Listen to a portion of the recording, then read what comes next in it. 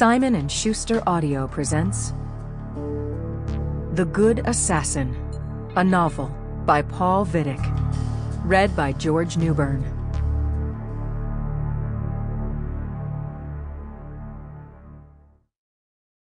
Blessed are the dead that the rain falls on. F. Scott Fitzgerald, The Great Gatsby. Part 1. Chapter 1. Washington, D.C., 1958.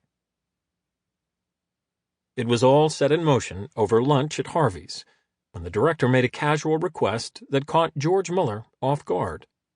The request came out of nowhere in the midst of the director's rambling on about the unfortunate state of affairs in Cuba.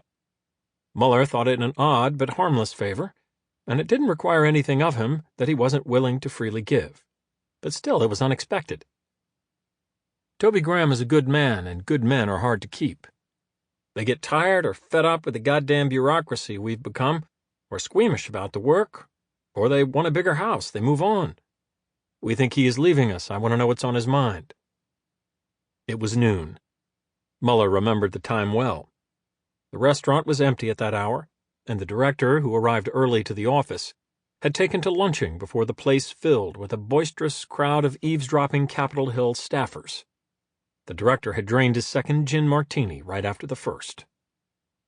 Muller had come down by train from New Haven for their annual lunch, which had started the year he left the agency and now, 5 years on, had devolved into a quaint ritual.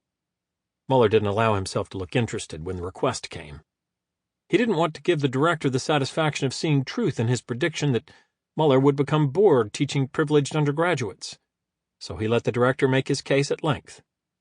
Muller listened indifferently, and his expression had the flat effect of a judge at trial.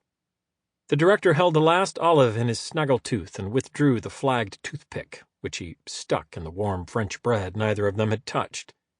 He slid an oyster into his mouth. He wore a slate blue suit with crimson pocket square and matching bow tie. He was older, but his effort to dress fashionably was young, and smart rimless spectacles rested on his thick nose. His gray hair had thinned, and whatever he'd lost on his head now erupted from his eyebrows. The director shifted the conversation, as he was wont to do, to the unrelated topic of college teaching, going on at length on his theory of pedagogy. "And that, too," the director said suddenly, "is why I asked you here.